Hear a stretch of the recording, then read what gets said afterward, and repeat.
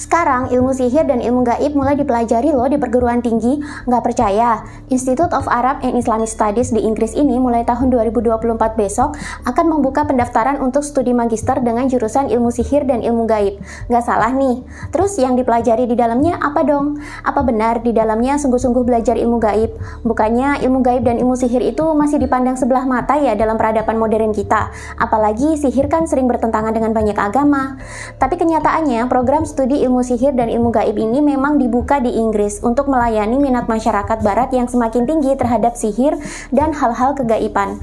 Bahkan lulusan dari prodi ini akan mendapatkan gelar Master of Arts. Dan untuk memasuki program studi ini juga nggak begitu sulit kok, karena mahasiswa manapun asal dia pernah kuliah sarjana di bidang humaniora bisa mengambil magister di bidang studi ilmu sihir dan ilmu gaib ini.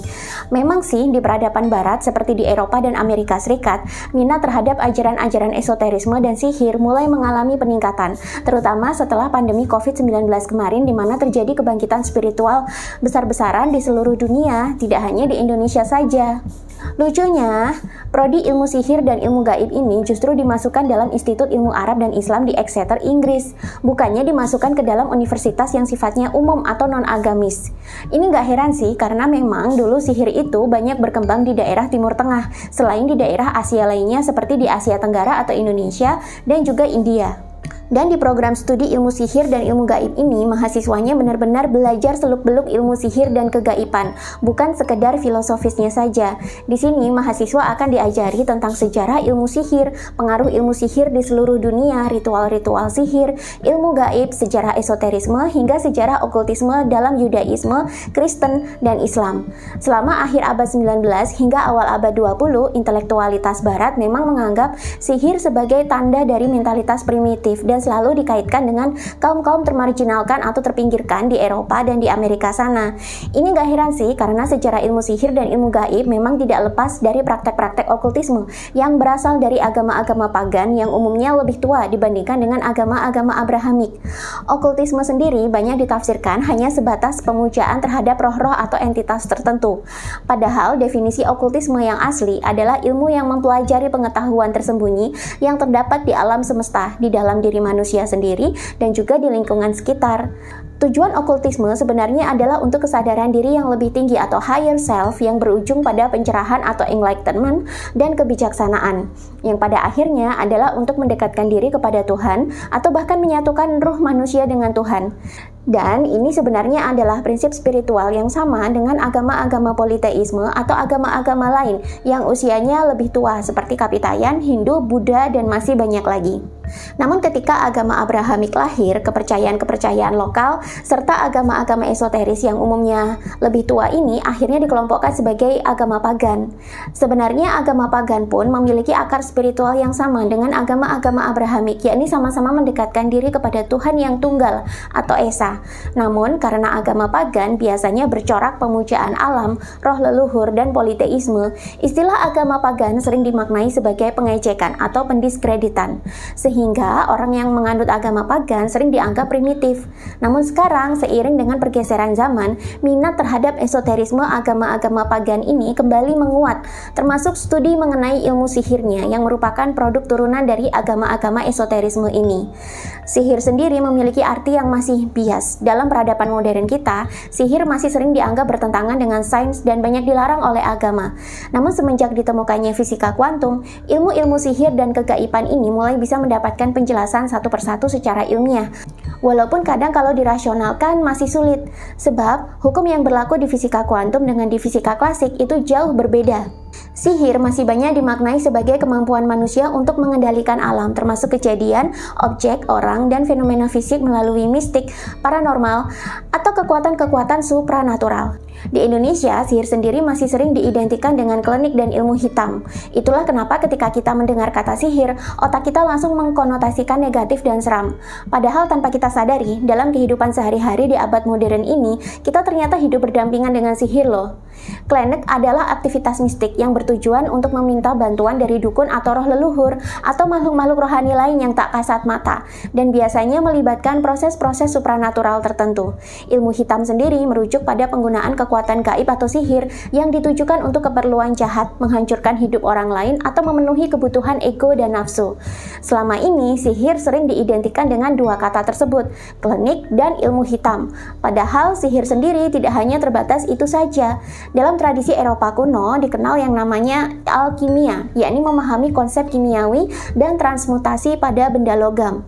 Alkimia biasanya menggabungkan unsur-unsur kimia, fisika, astrologi, seni, semiotika, metalurgi, kedokteran, mistisisme, dan agama.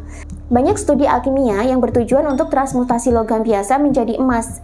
Alkimia sendiri dapat dipandang sebagai cikal bakal ilmu kimia modern sebelum dirumuskannya metode ilmiah. Selain alkimia, juga ada ilmu sihir alam yang berupaya untuk menstimulasikan energi alam pada tubuh. Dengan ilmu sihir ini, manusia bisa menggunakan bahkan memanipulasi energi-energi di alam untuk kepentingan tertentu. Misalnya, mengalirkan energi alam untuk pengobatan penyakit fisik, menurunkan hujan, menghentikan hujan, bahkan mempengaruhi mental orang lain. Sebenarnya, penggunaan ilmu sihir tidak hanya untuk melulu kepentingan klinik dan ilmu hitam saja. Banyak juga sih sihir yang bisa digunakan untuk hal-hal positif. Contohnya untuk pengobatan, hipnoterapi, dan masih banyak lain. Manusia sendiri ketika level kesadarannya sudah meningkat, maka mau tidak mau ia akan hidup berdampingan dengan sihir. Karena kalau kita telusuri, pada hakikatnya sistem kerja alam semesta ini juga tidak bisa lepas dari sihir. Dan tak jarang fenomena-fenomena alam yang sekarang sudah mulai bisa dijelaskan secara ilmiah, dulunya disebut juga dengan sihir atau gaib. Intinya, orang juga menggunakan istilah sihir atau gaib untuk mendeterminasi fenomena-fenomena alam dan kehidupan yang belum bisa dijelaskan secara ilmiah. Itulah kenapa definisi sihir sendiri masih bias. Bisa jadi apa yang kita anggap sihir sekarang di masa depan ternyata bisa dijelaskan ilmiahnya. Contohnya seperti hipnotis. Hipnotis di zaman dulu sering dianggap sebagai sihir. Kini sains telah menemukan bahwa hipnotis adalah kondisi mental di mana manusia bisa berimajinasi atau menanamkan sugesti. Mengapa hal ini bisa terjadi? Karena gelombang otak manusia mengalami penurunan, sehingga manusia bisa masuk ke dalam kondisi pikiran bawah sadar dan mengalami kondisi hipnosis. Dan kalau mau jujur, sebenarnya mayoritas ilmu pengetahuan yang ada di dunia ini awalnya dulu adalah dari kegaiban, bahkan dari sihir yang belum bisa dijelaskan secara rasional apa ilmiah di baliknya, karena keterbatasan dokumentasi, infrastruktur penelitian, dan keterbatasan intelektualitas masyarakat di zaman dulu. Dengan melempar apa-apa yang tidak bisa kita jelaskan secara masuk akal sebagai sihir atau gaib, maka masalah akan selesai dan manusia berhenti untuk bertanya dan mau untuk mengimani atau percaya saja. Padahal, selama berabad-abad, ilmuwan telah berusaha memecahkan fenomena-fenomena alam yang dianggap gaib tersebut, sehingga muncullah banyak cabang ilmu pengetahuan baru yang sebenarnya awalnya bertujuan untuk menjelaskan fenomena alam semesta. Jadi kalau mau jujur, sebenarnya ilmu pengetahuan yang kita gunakan sekarang, mau fisika, kimia, biologi, psikologi, banyak yang awalnya berangkat dari penjelasan dari fenomena-fenomena gaib di zaman dulu. Nah, fenomena-fenomena gaib di zaman sekarang pun tidak menutup kemungkinan akan bisa dijelaskan juga ilmiahnya di masa depan, sehingga jadilah sebuah ilmu pengetahuan baru. Alkimia saja menjadi cikal bakal ilmu kimia modern yang kita pelajari sekarang sejak bangku SMP hingga kuliah. Dalam industri hiburan modern, sebenarnya sihir juga banyak digunakan untuk mengendalikan mental manusia. Sihir dalam bentuk hipnotis kerap digunakan dalam konser musik, seminar motivasi, bahkan film. Bahkan dalam politik, sihir juga dipakai, contohnya dalam perekrutan teroris atau jihadis. Pemimpinnya banyak menggunakan metode hipnotis untuk memanipulasi pikiran korban sehingga mau mengorbankan apa saja demi berperang di Timur Tengah. Sekarang, ilmu sihir dan ilmu gaib sudah menjadi program studi di perguruan tinggi di Barat. Sedangkan Barat terkenal sangat intelek. Bisa jadi ini adalah momentum penanda bahwa sebentar lagi kita harus terbiasa hidup berdampingan dengan hal-hal gaib atau sihir. Lalu kenapa ditempatkan di Institut Ilmu Arab dan Islam di Inggris? Karena memang sihir dulu banyak lahir di peradaban Islam. Mulai dari sebelum era lahirnya agama Islam, sampai Islam mencapai puncak kejayaannya di abad pertengahan pun, sihir dan ilmu gaib berkembang pesat di sana. Namun di zaman kejayaan Islam, sihir dan kegaiban ini banyak diteliti menjadi ilmu pengetahuan yang berguna bagi masyarakat.